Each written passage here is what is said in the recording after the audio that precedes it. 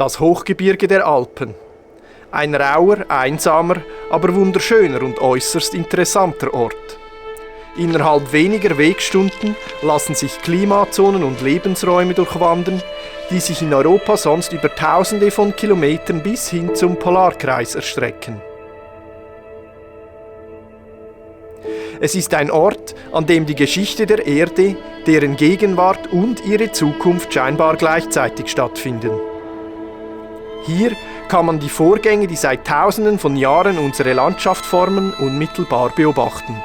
Besonders jetzt, wo sich alles ein bisschen schneller bewegt als auch schon.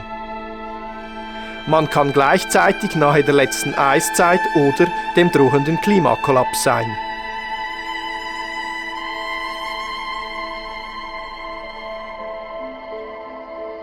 Die Gletscher, das unangefochtene Symbol des Hochgebirges.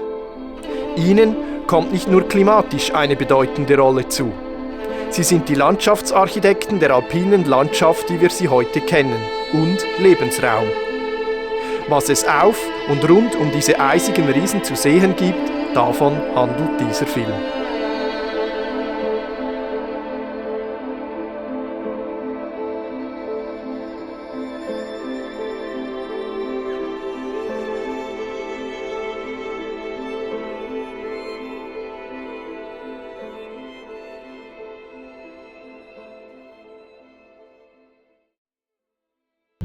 Wir starten unsere Entdeckungstouren zu der Jahreszeit und an dem Ort, wo alles beginnt.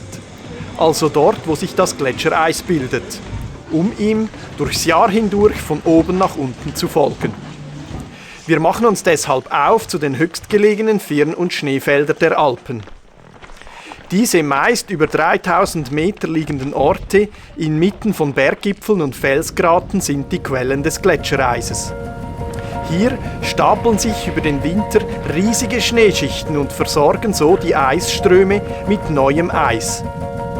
Wie riesig und weitläufig diese eisige Polarlandschaft mitten im Herzen der Schweiz eigentlich ist, realisiert man erst, wenn man diese Dutzende von Kilometern während mehreren Tagen mit den Skiern erkunden kann.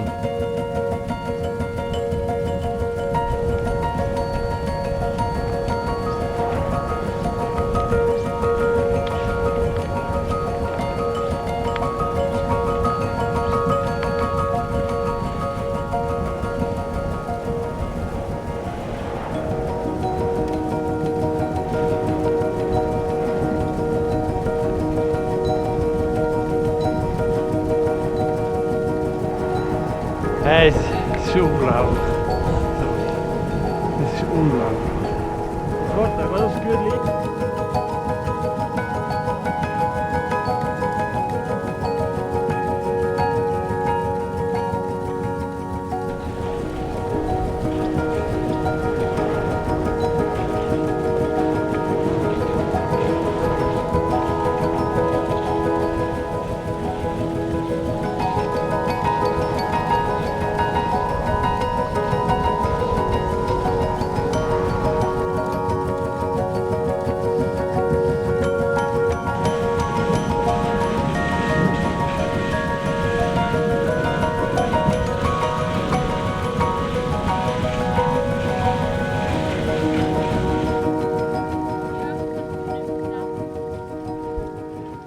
Aber wie bildet sich nun eigentlich das Eis? Gefallener Schnee wird vom Wind und Wetter umgeformt. Der anfänglich federleichte Pulverschnee verfestigt sich innerhalb Tagen und Wochen zu einer immer schwerer werdenden kompakten Schicht. Temperaturschwankungen verfestigen die Schneedecke weiter. Jeden Winter kommt eine neue Schneedecke dazu, deren Gewicht alles darunterliegende weiter zusammenpresst. Die einstigen Schneekristalle werden zu einer kompakten, gefrorenen, dichten Masse gepresst, die langsam ins Tal gedrückt wird. Auch wir begeben uns wieder ins Tal, wo die steigenden Temperaturen den Anfang des Frühlings markieren.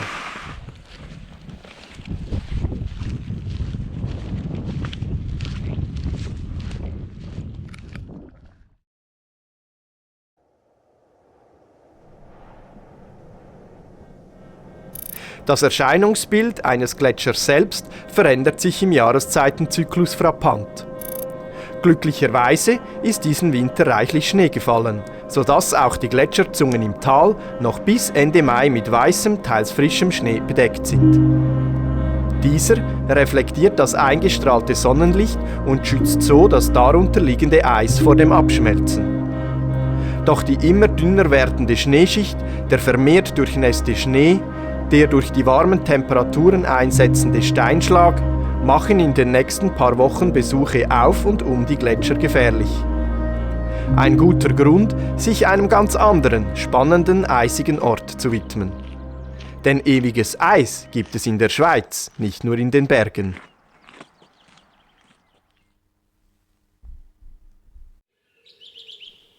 Wir befinden uns im Jura, im Val de Travers, unweit von La Brevin, im Winter einer der kältesten bewohnten Orte in der Schweiz. Hier gibt es Permafrosthöhlen, in denen ganzjährig unterirdische Gletscher zu finden sind. Genau genommen sind es keine Gletscher, denn das Eis entsteht nicht primär durch die Umwandlung von Schnee, sondern durch Wasser, das in die Höhlensysteme eindringt. Mitten im Wald findet man die bis zu 20 Meter tiefen Zugangsschächte dieser Höhlen. Die absinkende Kaltluft bleibt in den unten abgeschlossenen Höhlensystemen das ganze Jahr gefangen. Beim Eingang der Höhle ist es deshalb auch im Sommer nur knapp über 0 Grad warm. Mal sehen, was es in diesem dunklen und kalten Loch zu sehen gibt. Das Wasser, das aus der Umgebung in die Höhle eindringt, gefriert dort zu skurrilen Eistürmen und bildet am Boden eine bis zu 30 Meter dicke Eismasse.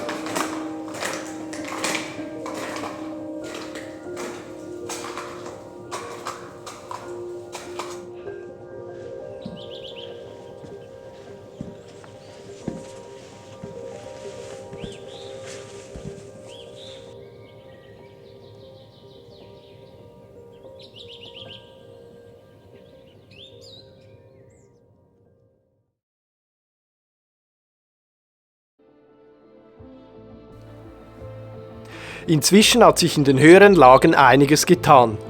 Die nun stärkere Frühlingssonne macht sich an den restlichen Schneefeldern zu schaffen. Innerhalb wenigen Wochen ändert sich nun das Bild des Gletschers und seiner umliegenden Landschaft komplett. Die Lärchen bilden neue Nadeln aus und beginnen für kurze Zeit zu blühen. Auch im Gletschervorfeld beginnt die Vegetation aufgrund der wärmeren Temperaturen und dem reichlich vorhandenen Schmelzwasser wieder zu wachsen. Es ist zwar noch etwas früh, doch langsam aber sicher können wir uns wieder in die Höhe wagen.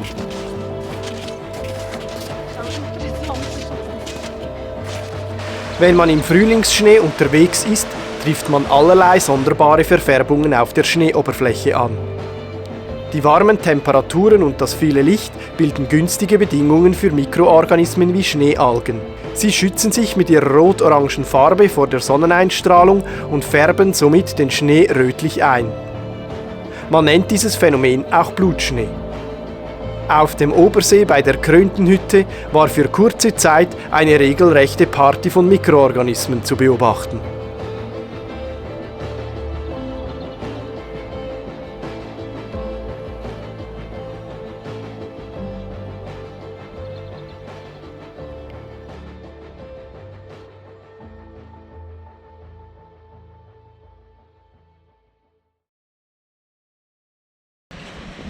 Am selben Ort sind wir auf einer Ausbildungstour per Zufall auf ein anderes, sehr kleines, äußerst spezielles und schwierig zu findendes Tierchen der Alpen gestoßen: den Gletscherfloh.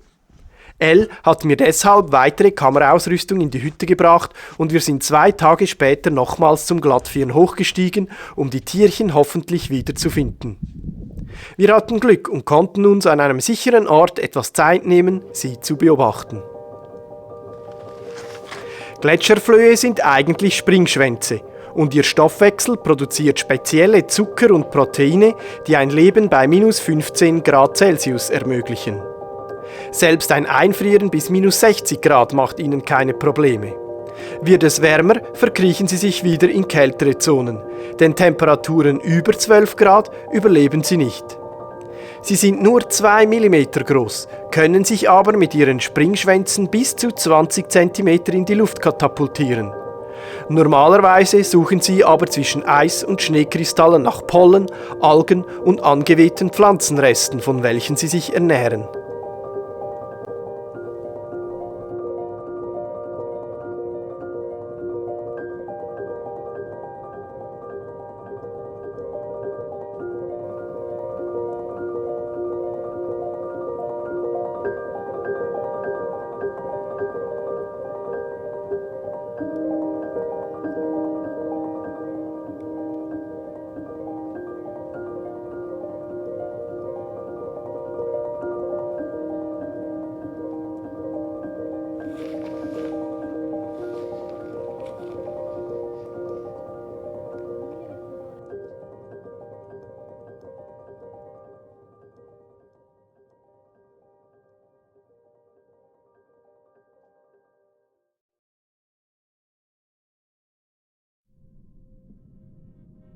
Doch gehen wir nun wieder zurück zu den Gletschern. Wenn man an die eisigen Riesen denkt, dann stellt man sich als erstes einen Talgletscher mit seiner charakteristischen Gletscherzunge vor. Es gibt aber daneben noch ein paar andere interessante und auch sehr spezielle Gletscher. Zum Beispiel die Hängegletscher oder Gletscherflecken. Hängegletscher weisen keine ausgeprägte Gletscherzunge aus und sind angefroren an steilen Felswänden und Berggipfeln zu finden. Aufgrund ihrer Höhenlage sind sie meist ganzjährig mit Schnee bedeckt.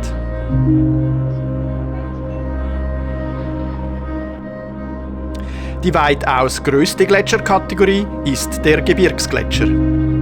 Die meisten mittelgroßen Gletscher, die einen Namen haben, fallen unter diese Kategorie. Gebirgsgletscher liegen in Karren, eingebettet zwischen Berggipfeln und Felsgräten. Ähnlich wie die Talgletscher besitzen sie einen Teil, der im Sommer schneefrei wird, bilden aber keine wirklich weit ins Tal strömende Gletscherzunge aus.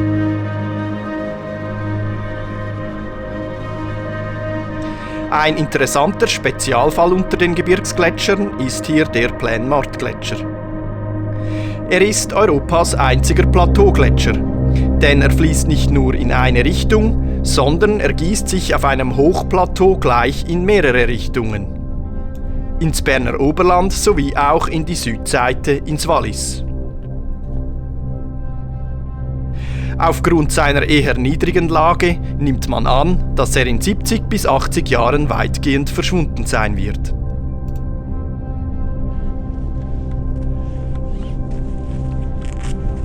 Die jedoch mit Abstand bedrohteste Gletscherart sind die Firnflecken.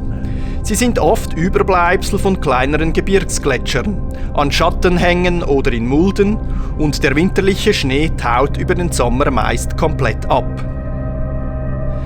Ihre Lage inmitten von Felswänden und Geröllhalden führt dazu, dass sie im Sommer mit einer überdurchschnittlich aufgeheizten Umgebung konfrontiert sind, die ihnen innerhalb wenigen Jahren den Rest gibt. Es sind diese Orte, an denen jedes Jahr mehr oder weniger unbemerkt innerhalb kürzester Zeit Unmengen von Gletschereis verschwinden.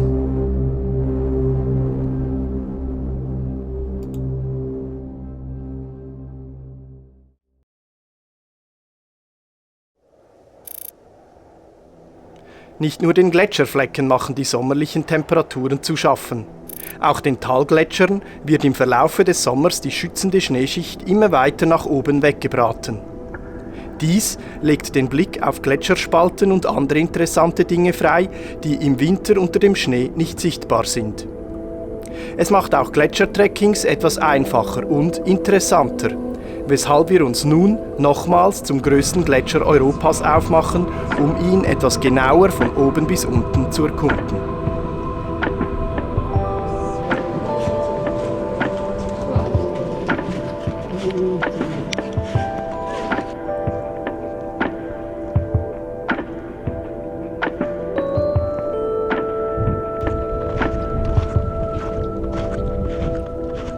Wir befinden uns auf dem Jungfrau-Firn.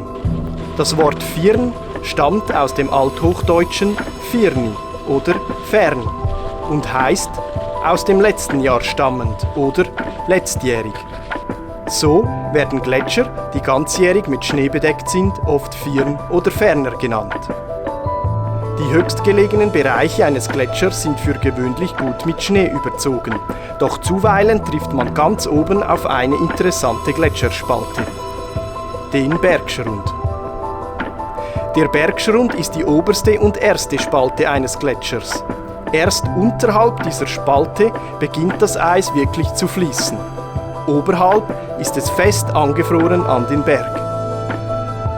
Für Bergsteiger kann diese Spalte wie hier unterhalb der Jungfrau durchaus eine knifflige Stelle darstellen. Auf unserer heutigen Route vom Jungfraujoch zum Concordiaplatz müssen wir glücklicherweise keinen Bergschrund überwinden und wir können in einigermaßen gutem Firn talwärts wandern.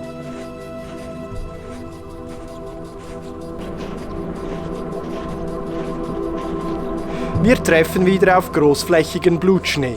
Und der sumpfige Firn zwischen unseren Füßen zeigt uns, dass wir gerade die Gleichgewichtslinie des Gletschers passieren.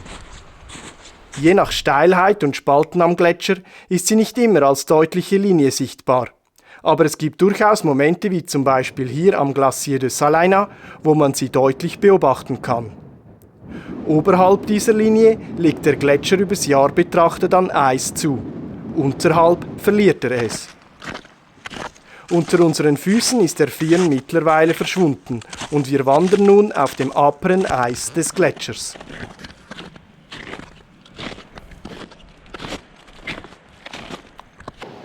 Wir bemerken auf der Gletscheroberfläche eigenartige, dunkle, mit Wasser und Sand gefüllte kleine Vertiefungen. Dies sind Kryonitlöcher oder Mittaglöcher. Die dunklen Sandsteinchen erwärmen sich durch die Mittagssonne stark und brennen sich in die Eisschicht ein. In der Nacht gefrieren sie und es können sich unter der zugefrorenen Oberfläche Luftblasen bilden. Wie wir hier auf dem Kanderfirn sehen, kann Sand und Staub einen Gletscher stark dunkel einfärben, wodurch er mehr wärmendes Sonnenlicht absorbiert und so schneller abschmilzt als ein schneeweißer Gletscher, der den größten Teil des auftreffenden Sonnenlichts durch die helle Oberfläche wieder reflektiert.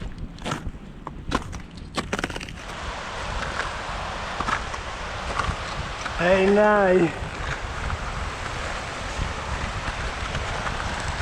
Da kommt ja Krise über.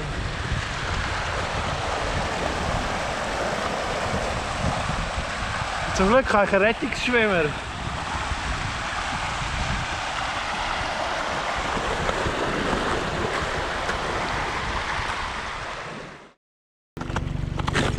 Wir treffen auch auf dem Aletsch-Gletscher auf kleinere und größere Bäche von Schmelzwasser. Dies ist nicht ungewöhnlich, denn fließendes Wasser gehört genauso zum Gletscher wie das feste Eis. Am späteren Mittag können diese Schmelzwasserbäche eine Größe annehmen, welche eine Überquerung unmöglich macht. Auch wenn sie einem eindrücklich das Schmelzen der Gletscher vor Augen führen, sind sie doch sehr hübsch anzuschauen.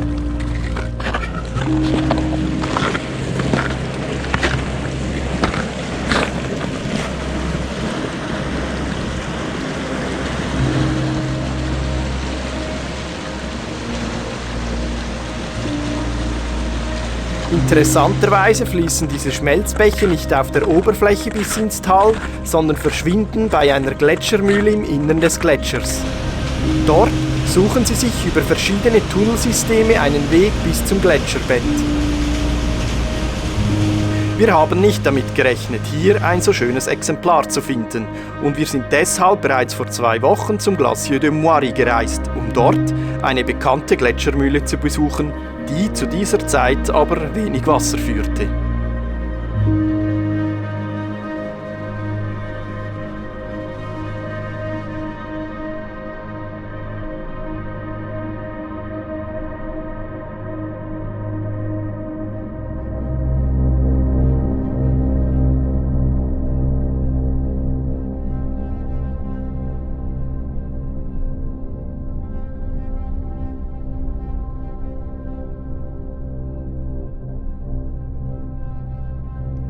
Die berühmteste Gletschermühle der Schweiz ist wohl jene am Plaine-Morte-Gletscher.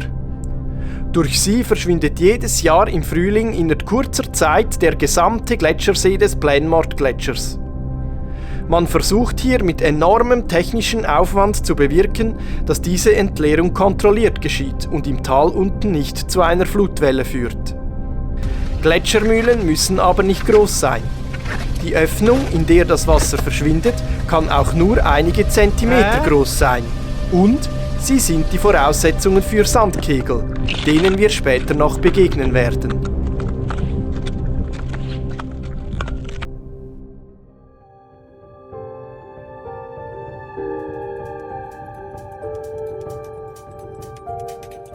Wir sind nun am Concordia-Platz angekommen, der größten Ansammlung von Eis in Europa. 3 mächtige Firnströme stoßen hier zusammen und bilden ab diesem Punkt den großen Aletschgletscher. Vom Jungfrau-Joch her kommt der Jungfrau-Firn, aus Westen der große Aletschfirn und von Norden ergießt sich das ewig Schneefeld über eine Steilstufe zum Concordia-Platz. Hier bewegt sich das Eis mit über einem halben Meter pro Tag Richtung Tal und es stapelt sich auf eine Dicke von schätzungsweise 900 Meter. Doch kann man sich eine solche Eisdicke überhaupt annähernd vorstellen? Wir versuchen es und werfen dazu einen Blick auf das Lauterbrunnental. Die Felswände, welche dieses Tal bilden, sind um die 800 bis 2000 Meter hoch. Man könnte mit der Eisdicke am Concordia-Platz also den größten Teil des Lauterbrunnentals unter sich begraben.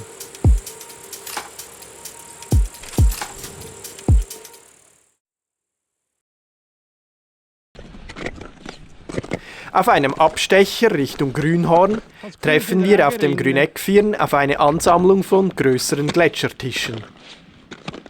Gletschertische sind Felsblöcke oder Steinplatten von umliegenden Felswänden, die auf einem Eissockel scheinbar in die Höhe wachsen. In Wirklichkeit schmilzt der Gletscher rundherum weg, währenddem das Eis direkt unter dem Stein durch seinen Schattenwurf geschützt wird und deshalb weniger schnell abschmilzt. Es gibt sie in allen Größen und Variationen und je nach Menge an Schutt und Geröll, wie hier auf dem Glacier d'Arbitetta, kommen sie manchmal auch in größeren Mengen vor. Die Sonne macht sich aber sukzessive am Eissockel zu schaffen und irgendwann mag dieser das Gewicht des Steins nicht mehr halten und kracht zusammen. Wir gehen zurück zum Concordia-Platz und entscheiden uns für einen Zwischenstopp in der Concordia-Hütte. Hier zeigt sich der Gletscherschwund des letzten Jahrhunderts eindrücklich. Wurde die Hütte ursprünglich 50 Meter über den Gletscher errichtet, muss man nun 200 Meter über eine Treppe hochsteigen. Wir bleiben für die Nacht hier und hoffen, dass uns beim morgigen Abstieg über die kilometerlange Eislandschaft des Aletschgletschers nicht allzu frostige Temperaturen erwarten.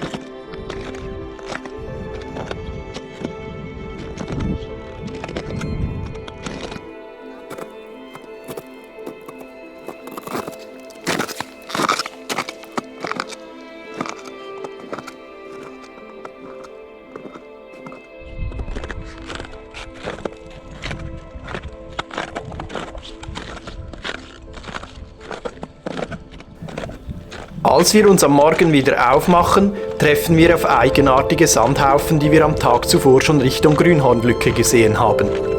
Sie wirken wie hingeschaufelt oder deponiert. Es sind sogenannte Sandkegel.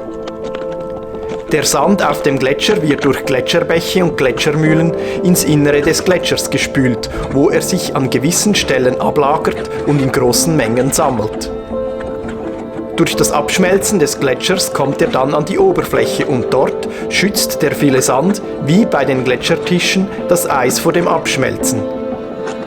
Im Innern dieser Kegel kann man also Eis finden. Der Kegel wächst also nicht in die Höhe, sondern der Gletscher ringsherum schmilzt ab. Da der Sand auf dem Eis langsam in eine Pyramidenform rutscht, bildet sich diese eigenartige spitze Form aus, die so aussieht, als würde es sich um einen kompletten Sandhaufen handeln.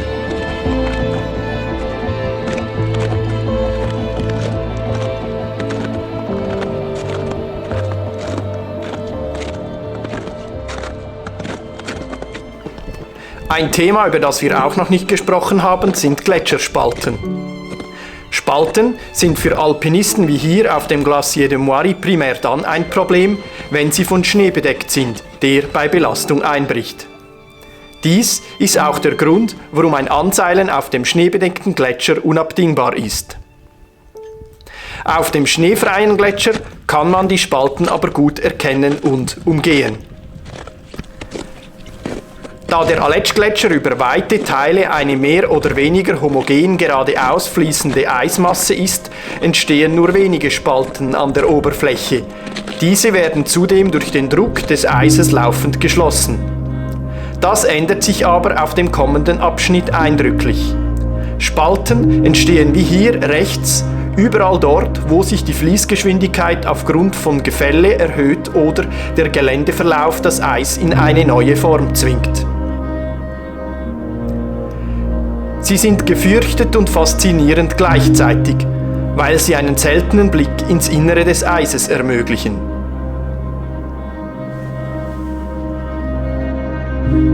Am spektakulärsten ist die Spaltenbildung und das Aufbrechen des Eises an steilen Geländestufen, sogenannten Eisfällen, wie hier am Glacier de Moiry zu beobachten.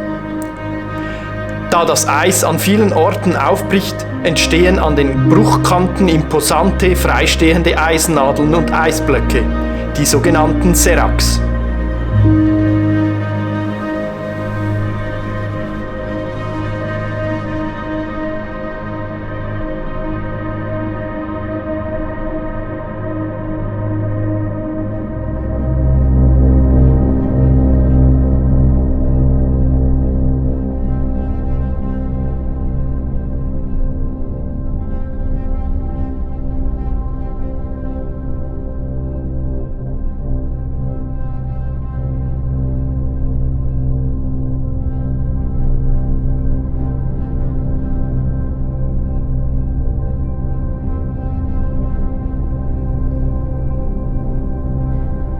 Aber gehen wir wieder zurück zu unserem Gletschertrekking auf dem Aletsch-Gletscher. Die optimale Routenführung zwingt uns hier, den Gletscher seitlich zu verlassen, und wir sind mit sogenannten Randspalten und Falten konfrontiert. Diese entstehen, weil das Eis am Rande des Gletschers mit einer anderen Geschwindigkeit fließt und so das Eis verformt und aufgerissen wird.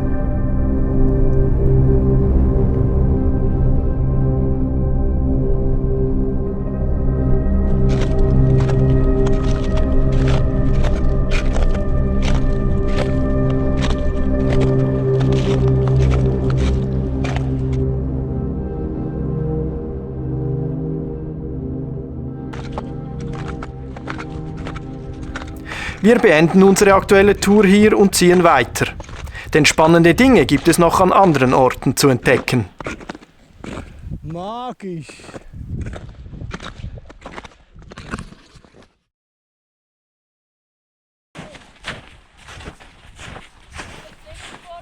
Ja. Das nächste interessante Ding, das wir suchen, finden wir hier auf dem Klaridenfirn in der Ostschweiz. Das schöne Wetter trügt etwas, denn es kann hier auch ganz anders zu und her gehen. Zum Beispiel so. Und auch das ist für die Region durchaus noch harmlos.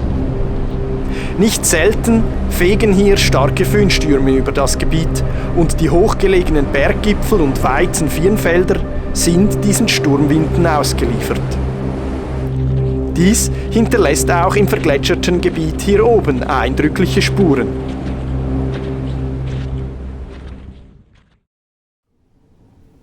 Wir sind auf der Suche nach sowas hier, einem Windkolk oder Windloch. Ein Windkolk ist ein Freiraum, der häufig im Winter zu sehen ist, wenn der Wind den Schnee an einem Stein oder einer Geländekante ausbläst und so einen Freiraum um das Objekt entsteht. Natürlich sind wir nicht wegen so einem kleinen Exemplar hier, nein, wir suchen den größten Windkolk Europas. Er entsteht nicht um einen Stein, sondern um einen kompletten Berggipfel.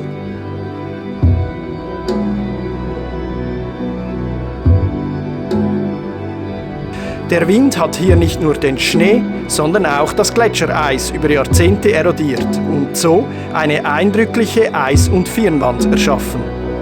Im Sommer leistet zusätzlich die abstrahlende Wärme der Felsen ihren Beitrag, damit diese eigentümliche Form entsteht.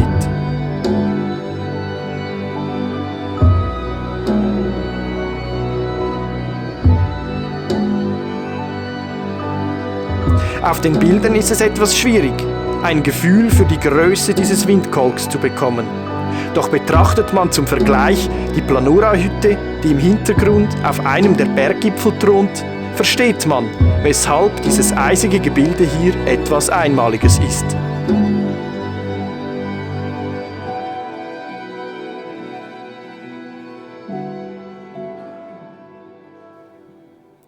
Aber nicht nur hier oben, auch in den unteren Zonen der Gletscher gibt es noch viel Interessantes zu sehen.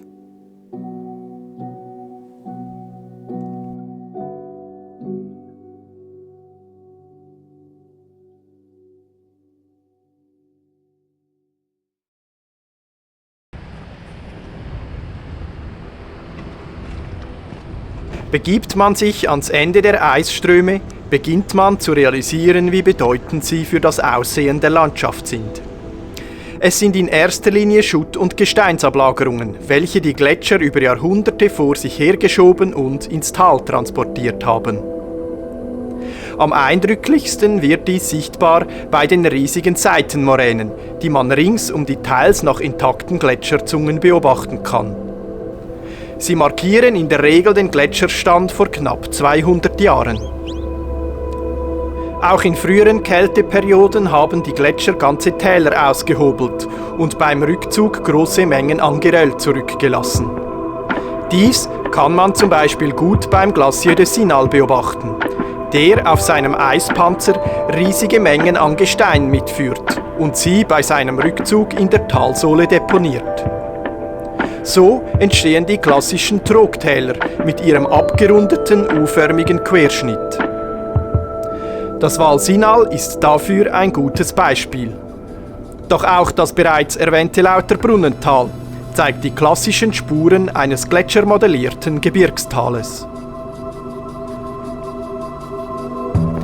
Die sich zurückziehenden Gletscher hinterlassen aber auch noch ein anderes landschaftlich bedeutendes Element, nämlich die Gletscherseen. Endmoränen oder andere Ausbuchtungen im Gletschervorfeld lassen kleinere und größere Seen entstehen. Man rechnet damit, dass in den kommenden Jahrzehnten so Hunderte neuer Bergseen entstehen werden. Unter diesen Gletscherseen hat es auch einige sehr interessante Kandidaten, zum Beispiel der Gletschersee des Khyr-Bodden-Gletschers. Durch das Abschmelzen des Gletschers entsteht in der zurückbleibenden Mulde vor dem Gletscher ein Gletschersee. Der steigende Wasserpegel führt dazu, dass große Teile des Eisschildes direkt in den See münden und unter die Wasseroberfläche tauchen.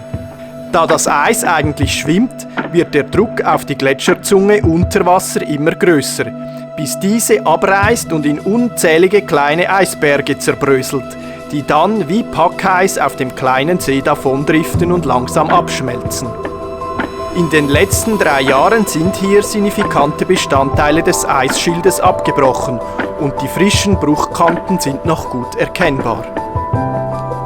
Leider ist auch der obere Teil des Kürbodengletscher genau einer dieser Firn- und Gletscherflecken, der schon in wenigen Jahren verschwunden sein wird. In Zukunft wird nur noch ein Bergsee an seine Existenz erinnern. Ein weiterer interessanter Kandidat ist der Ley d'Avadret im Rasektal. Er ist mit einer Länge von knapp 2 Kilometern der größte im 20. Jahrhundert entstandene Gletschersee der Alpen. Die Seitenmoräne des Cierva-Gletschers bildet hier auf der linken Seite eine natürliche Barriere für das abfließende Wasser. Das Abschmelzen des Rosec-Gletschers und des Vadret de la Sella ist beeindruckend. Im Jahre 2010 reichte die Gletscherzunge hier noch bis in den Talboden. Und hat sie sich früher sogar auf die ganze Länge dieses Tals ausgedehnt, erinnert heute nur noch der See an das einst hier vorhandene Eis.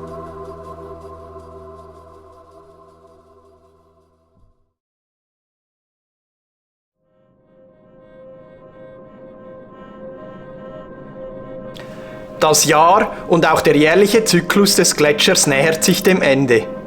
Die Temperaturen sinken und im Hochgebirge ist der erste leichte Schnee bereits gefallen.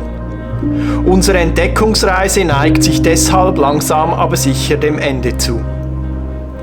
Auch die Landschaft stellt sich auf den Winter ein. Die Lärchen verfärben sich gelb und beginnen ihre Nadeln wieder abzuwerfen. Ganz am Ende sind wir mit unserer Entdeckungsreise aber noch nicht ganz. Ein letzter Ausflug steht noch an, aber dafür müssen wir erst warten, bis alles wieder Stein und Bein unter meterdickem Schnee gefroren ist.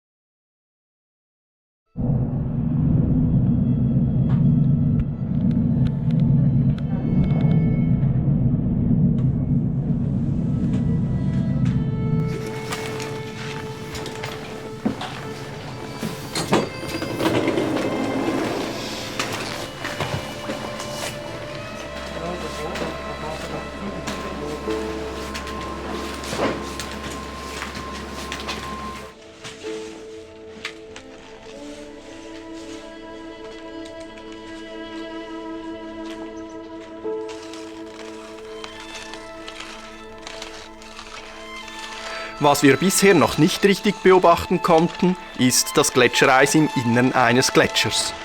Dazu muss man allerdings in eine Eisgrotte einsteigen, was man je nach Grotte nicht auf die leichte Schulter nehmen und wenn, dann nur im Winter versuchen sollte.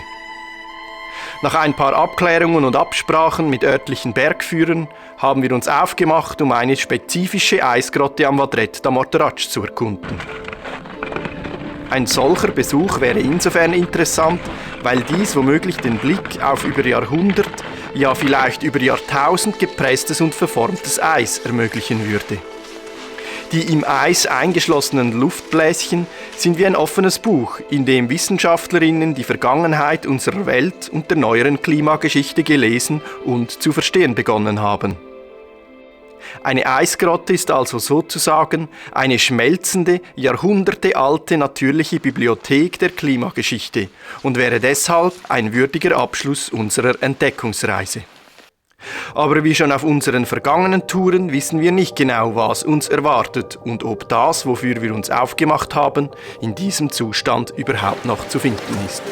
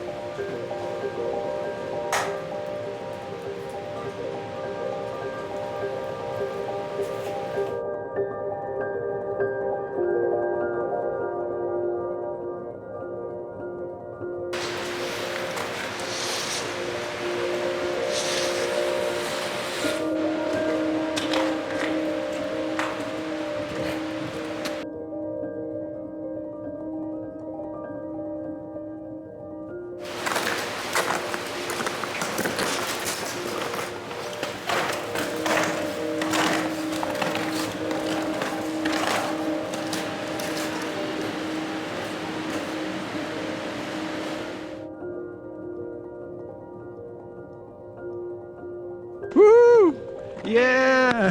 Yes! Wow, shit, Mann, ey.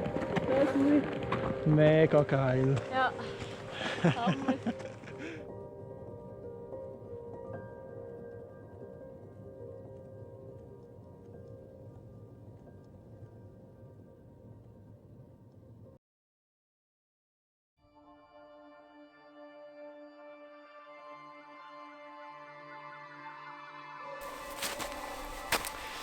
Ja, hallo zusammen.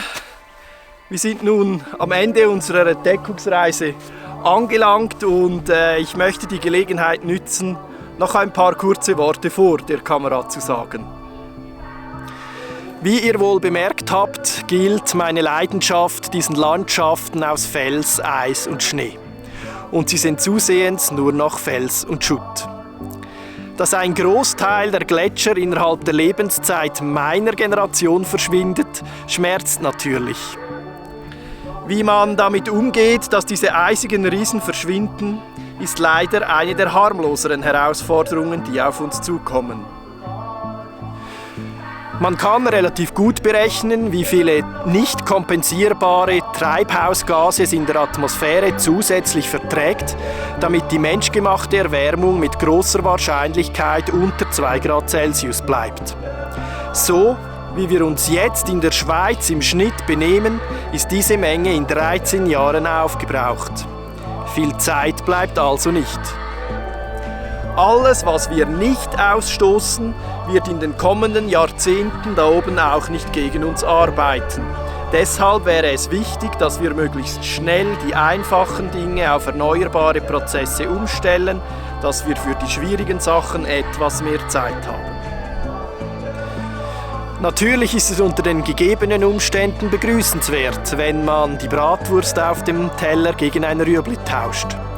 Einen bedeutend größeren Hebel hat man, wenn man konsequent Organisationen, Politiker, Unternehmen, Bankenwelten unterstützt, die sich aktiv und nicht nur fürs Marketing für einen Wandel im Gesellschafts- und Wirtschaftssystem einsetzen. Denn jeden Schritt, den wir in diese Richtung tun, verschafft uns in Zukunft einen Vorteil. Ich möchte an dieser Stelle allen danken, die sich zum Teil schon seit Jahrzehnten unermüdlich dafür einsetzen, in ihren Berufen, in der Freizeit, in der Politik, im Kleinen wie im Großen, Lösungen und Ideen zu entwickeln, um mit den anstehenden Herausforderungen umzugehen. Es ist immer wieder ermutigend zu sehen, wer bereits alles auf diesem Weg in die Zukunft unterwegs ist.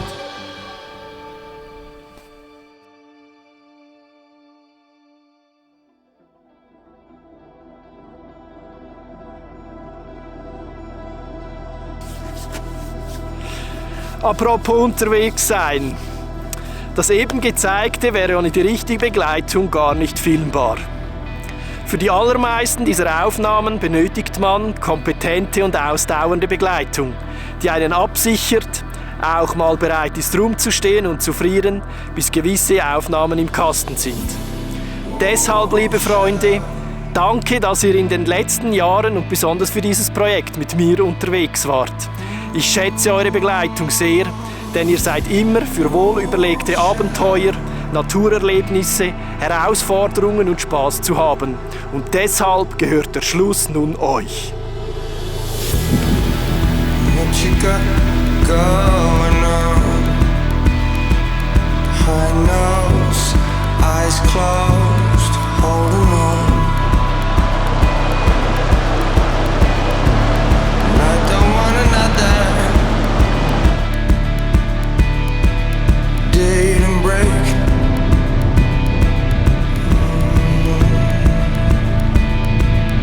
Take all, steal all, night away.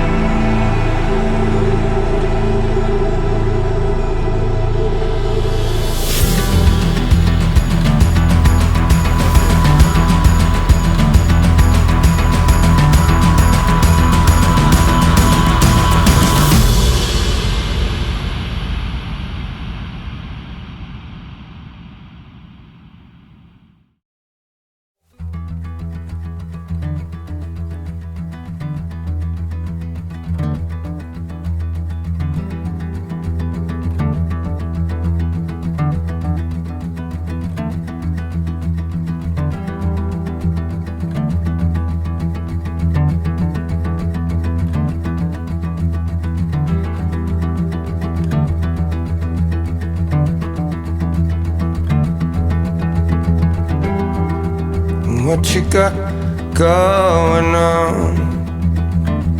High nose, eyes closed, holding on. And I don't want another date and break.